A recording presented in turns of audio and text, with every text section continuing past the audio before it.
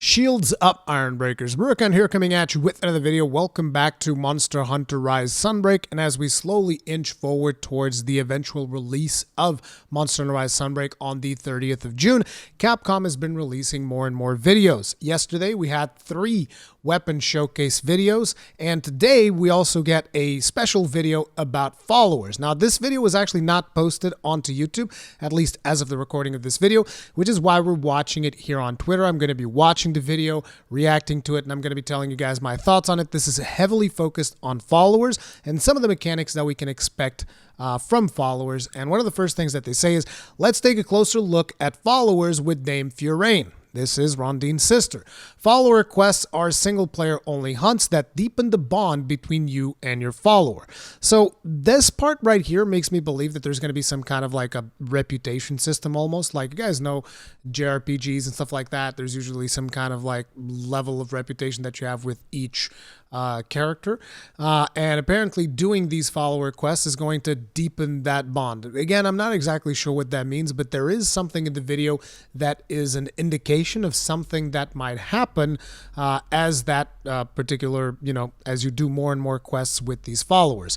Now, again, the indication of them specifically saying follower quests seems to reference that these are going to be a special type of single-player quests. So I've theorized, and I'm sorry if there's background noise, there's a lot of stuff happening in the warehouse today, but I've theorized that, this could potentially be like village quests or something like that, but it seems like this is going to be a specific type of quest that you're only going to be able to do solo. We already knew it was going to be solo. And I don't know if that is going to eventually extend for village quests. Could also be the case that if you do enough quests with a certain follower, maybe then you'll unlock them for village quests.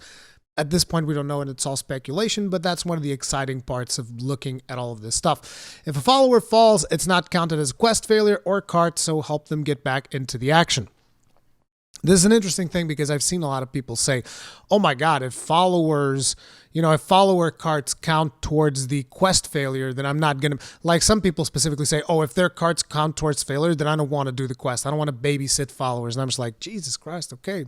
Fine. There you go. Capcom probably heard that particular comment from a lot of people in the community. They decided like, hey, if they fall, there's no quest failure or carts, so just help them get back into the action. So let's actually take a look at the video, and then we'll analyze it. I'm sorry for the quality. This is Twitter quality, so, it is what it is. Yo! Hi there.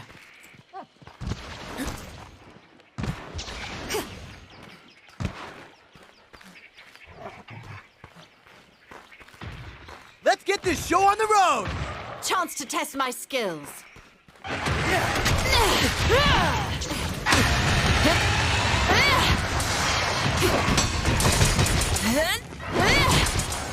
Watch your step, monster. Trap worked. Strike now! This is gonna hurt! That's as far as I go. All right, back in action. Haha, kneel to the throne.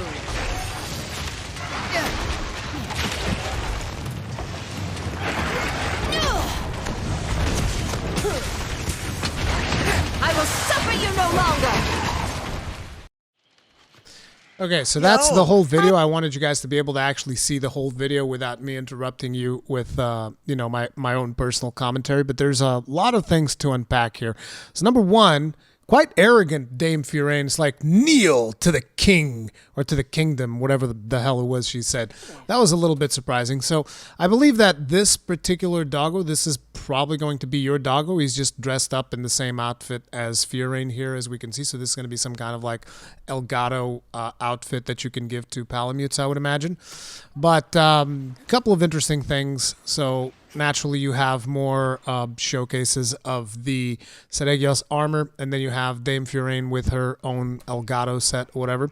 You can see Doggo coming in the back. So I don't think that's Furain's Doggo. I think that's going to be the player's Doggo. At least I think that would make sense, but I'm not 100% sure.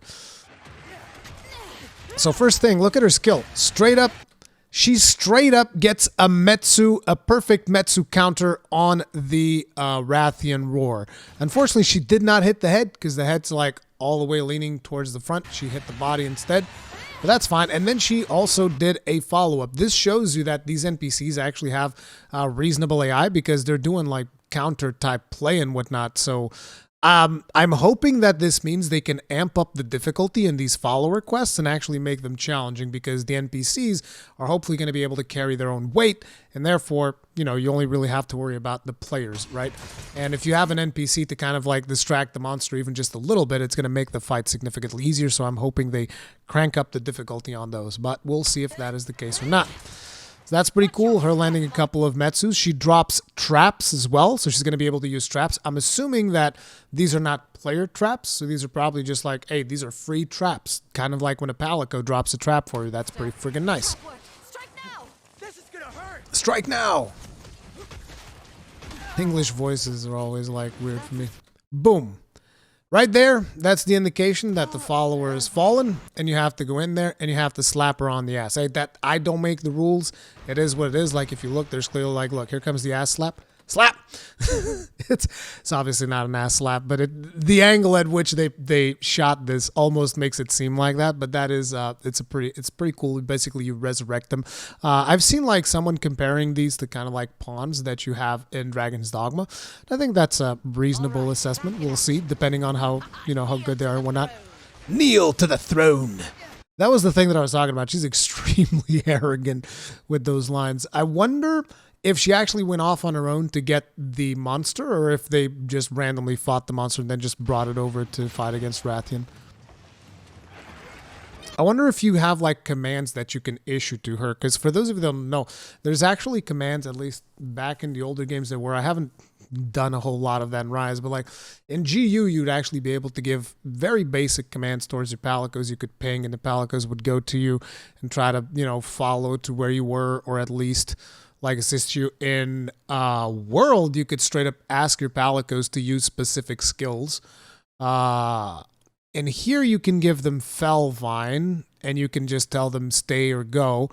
But I wonder if you can actually just straight up order the follower, go get another monster, and the follower just goes and bashes the other monster until they get them out, and then they bring it back. Now, another very important part of the video is notice what weapon Fiorayne is using right now. That's not Sword and Shield, which is her signature weapon. If you look at the signature weapon of Fiorayne, and even if you look throughout the rest of the video, you can see that it is the Sword and Shield. That's her actual signature weapon. But in this video, she's using this Elgato Charge Blade, which is actually the weapon of Jay, I think is his name. So I'm wondering if this is something that, you know, due to the fact that in the tweet they actually say you deepen the bond between you and your follower. I wonder if you get the bond, you know, to a certain level, it enables you to unlock additional weapons for them, which is cool. Like, I'm hoping it's not straight up, okay, let me just pick whatever weapon I want to give to my follower, because I imagine that a lot of people just be like, okay, what's the most broken weapon for this follower? I'm hoping that they have a couple of signature weapons, because, for instance, for Fiorayne, I think it makes sense if she does Charge Blade, because again, Charge Blade is just a more complex sword and shield, so to speak, right? So it kind of makes sense. She does Sword and Shield, she does Charge Blade. And, you know, then you have maybe Sir Jay does Charge Blade and Switch Axe, because those have a couple of mechanics there as well. Maybe the Master Arlo does Gun, Lance, and Lance. Like, I think that'd be cool. They get like an alternate weapon that you can choose after you level them up. But interesting video. Lots of interesting speculating points for follower quests.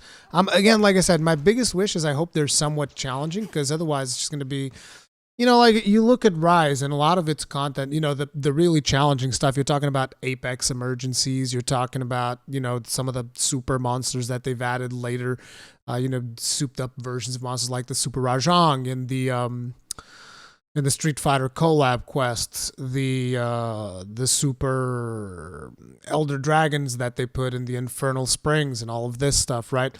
And obviously the Apex emergency quests. So you know, I feel like the game in and of itself had a lot of real easy content, like Village. Village was mega easy in Rise.